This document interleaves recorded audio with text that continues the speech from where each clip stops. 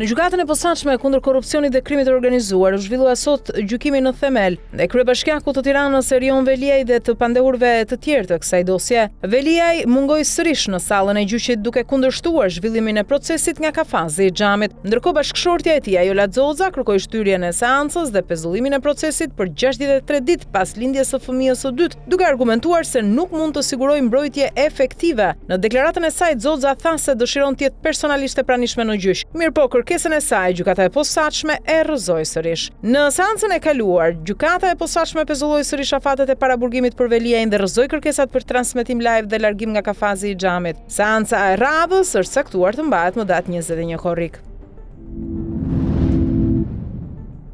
Gjykata e lartë ka zbardhur sot vendimin që ndryshon praktikën për caktimin e masës së sigurisë arrest me burg. Sipas vendimit, kjo masë duhet përdoret vetëm si zgjidhje e fundit, ndërsa gjykata duhet të argumentojnë konkretisht pse masat alternative, si arresti në shtëpi apo detyrimi me paraqitje nuk janë të mjaftueshme. Vendimi thekson se prokurorët duhet të justifikojnë nevojën për kufizimin e lirisë dhe gjykata duhet vlerësojnë rrethanat personale të dyshuarve. Shkak për këtë praktikë të re u bë çështja e 63 vjeçarit Bektash Zeneli, ndaj të cilit u la në fuqi masa e sigurisë arrest shtëpie për shkak të rrethanave shëndetësore dhe personale. SPAK dërgon në gjykatën e posaçme kërkesën për gjykim ndaj 4 personave të akuzuar për pastrim parash dhe përfshirje në grup të strukturuar kriminal. Të pandehurit janë Domingo Romeo Iriarte, Micaela Muntono Manole, Alvaro Romeo Castillo dhe Doris Pere. Sipas hetimeve, ata dyshohet se kanë krijuar dhe përdorur 3 kompani në Shqipëri, të regjistruara në vitin 2024 pa aktivitet real ekonomik për të futur në qarkullim fonde me origjinë të dyshuar kriminale. SPAK ka evidentuar transaksione të mëdha bankare, fatura të dyshuara fiktive dhe transferta ndërkombëtare pa dokumentacion justifikues ekonomik. Gazetari italian Sigfrido Ranucci ka reaguar i tronditur pasi emri i mikut të tij, Walter Lavitola, ka dalë në hetimet për atentatin me eksploziv ndaj tij. Sipas prokurorisë italiane, Lavitola dyshohet se ka porositur sulmin, ndërsa disa persona të tjerë akuzohen për vendosjen e bombës pranë banesës së gazetarit. Hetimet kanë përjashtuar deri tani pistën e Camoras dhe po fokusohen te motivet e mundshme personale ose profesionale. Lavitola, ish gazetar dhe ish botues, është i njohur edhe për një dënim të mëparshëm për zhvatje ndaj Silvio Berlusconit. Ranucci, drejtuesi i emisionit investigativ Report, kishte denoncuar më herët tema të ndjeshme që lidhen me krimin dhe korrupsionin. Nga hetimet e deritanishme përjashtohen po ashtu porositës nga radhët e grupeve kriminale shqiptare.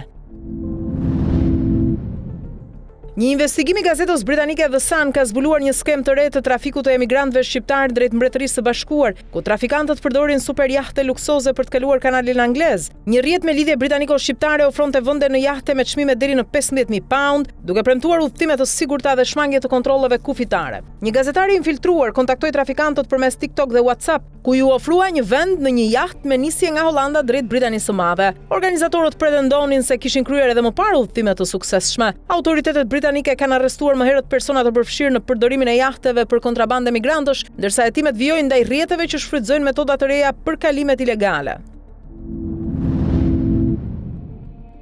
Apeli i gjykatës së posaçme ka lënë në fuqi masën e sigurisë arrest me burg për Alex Pepën, i njohur edhe si Shkëlqim Pepa, dhe Ilir Lazrin. Apeli rrëzoi kërkesat e të dyshuarve për ndryshimin e masës së sigurisë duke konfirmuar vendimin e shkallës së parë. Sipas hetimeve të SPAK-ut, Alex Pepa dhe vllai i tij Jetmir Pepa dyshohen se kanë qenë pjesë e një grupi kriminal të përfshirë në trafikun e sasive të mëdha të kokainës nga Amerika Latine drejt Europës. Hetimi përfshin periudhën 2019-2021, ku sipas prokurorisë së posaçme janë dokumentuar disa episode të trafikut të drogës drejt porteve të Hollandës dhe Belgjikës. Në hetim është përfshirë edhe kompania Pepa Group, e regjistruar në emër të familjes Pepa, e cila sipas dosjes ka përfituar edhe kontrata publike.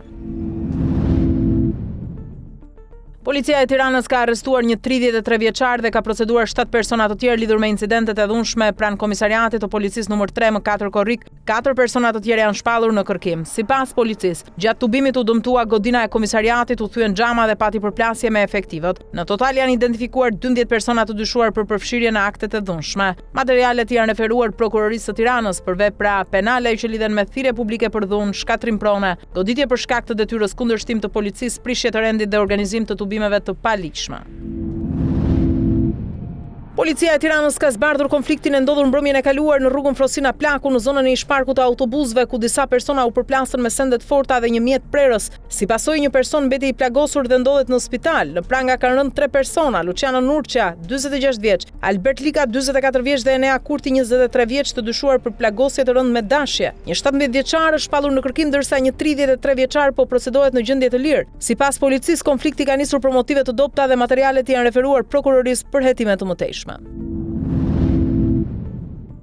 Policia e Fierit ka reaguar pas publikimit të videos së dhunimit të një 17 vjeçare nga 3 vajza. Ngjarja ka ndodhur më 8 qershor kur e mitura së bashku me nënën e saj denoncoi dhunën dhe filmimin në banesën e një 19 vjeçareje. Policia shoqëroi 3 të dyshuara, të cilat pranuan autorsinë dhe deklaruan se konflikti kishte nisur për motive të dobta. Materialet ju referuan prokurorisë për veprën penale dëmtime të tjera me dashje. Njëra prej 15 vjeçareve u arrestua më pas edhe për një rast tjetër dhune ndaj nënës së saj dhe u dërguar për trajtim në një institucion të specializuar të shëndetit mendor në Tiranë.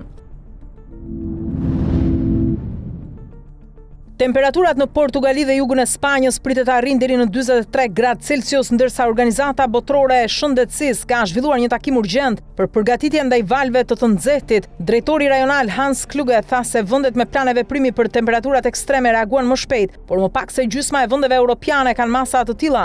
Vala e të nxehtit e qershorit u cilësua si më e rënda e regjistruar në Europë, duke shkaktuar dëme në infrastrukturë dhe mijëra viktima të mundshme.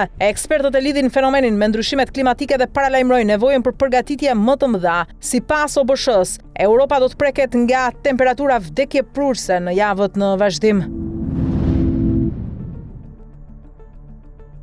39 vjeçaria e dyshuar për sulmin me bombë ndaj oligarkut të Ukrainas Vadim Yermolaev në Monaco është gjetur e pa jetë. Sipas mediave ruse dhe atyre ukrainase, trupi Anastasia Berezovskas u zbulua i varrosur në rajonin e Kievit me plag nga armë zjarri. Raportohet se autoritetet kanë ndaluar 2 persona të dyshuar për vrasjen e saj, por këto pretendime nuk janë konfirmuar zyrtarisht. Berezovska dyshoi se kishte vendosur një pako me eksploziv pranë banesës së Yermolaev më 29 qershor, duke plagosur rënd biznesmenin, partneren e tij dhe djalin e tyre 13 vjeçar. Për të ishte lëshuar një njoftim i kuq nga Interpoli për tentativë vrasje dhe akte terrori. Në momentin e sulmit, autoria ishte e veshur si burr, ndërsa pas ngjarjes u arratis me automjet drejt Gjermanisë. Ukraina ka sulmuar me mbi 400 dronë rajonin e Moskës gjatë natës. Shumica e dronëve u neutralizuan nga mbrojtja ajrore ruse, ndërsa 36 u shkatruan pranë kryeqytetit. Ndërkohë, rajoni rus i Belgorodit u godit nga raketa ukrainase ku raportohet për një viktim. Sulmet vinë në prag të samitit të NATO-s në Ankara, ku lufta në Ukrainë pritet të jetë temë kryesore. Presidenti Zelenski kërkoi vendime të forta për forcimin e mbrojtjes ajrore dhe rritjen e ndihmës ushtarake nga aleatët. 2 shpërthimet fuqishme tronditën Damaskun sot në kohën kur presidenti francez Emmanuel Macron ndodhej në pallatin presidencial për një takim me homologun sirian Ahmad al-Shara. Shpërthimet ndodhen pranë hotelit Four Seasons, ku ishte planifikuar qëndrimi i delegacionit francez. Sipas mediave siriane, sulmi u shkaktua nga mjete shpërthyese të vendosura në kryeqytet. Pamjet nga vendngjarja treguan tymë, një automjet përfshirë nga flakët e gjurmëgjaku. Deri tani nuk ka të dhëna zyrtare për viktima apo të plagosur dhe asnjë grup nuk ka marrë përgjegjësim për këtë sulm. Venezuela ka nisur përgatitjet për varre masive pas 2 tërmeteve të fuqishme me magnitudë 7.2 dhe 7.5 të shkallës Richter, që shkaktuan mijëra viktima. Pamje ajrore tregojnë rreshta varresh të hapura për rreth 2000 trupa, ndërsa personat e pa identifikuar do të regjistrohen me numër dhe fotografi për të njohur më vonë nga familjarët. Bilanci zyrtar flet për 3535 viktima dhe mbi 16000 të plagosur, por autoritetet paralajmërojnë rritje të numrit të viktimave pasi shumë persona rezultojnë ende të zhdukur. Organizata e Kombeve të Bashkuara njofton dërgimin e 10.000 qeseve mortore, ndërsa vijojnë operacionet e kërkim shpëtimit në zonat e prekura nga tërmetet. Përmbytje të rënda kanë tronditur disa rajone të Kinës duke shkaktuar të paktën 15 viktima, dëmtimin e rreth 5000 banesave dhe evakuimin e 50000 banorëve. Presidenti Xi Jinping ka kërkuar mobilizim të plotë të ekipeve të shpëtimit, ndërsa provinca Hubei është ndër zonat më të prekura nga stuhit dhe rreshjet intensive. Në Hangzhou, përmbytjet shkaktuan edhe arratisjen e qindra gjarprinjve nga një ferm, ndërsa një person u ka fshua. Një rrëshqitje dheu në Gansu ka bllokuar 33 persona, me kërkimet ende në vazhdim. Shkencëtarët paralajmërojnë se ngjarjet ekstreme të motit pritet të shtohen për shkak të ndryshimeve klimatike.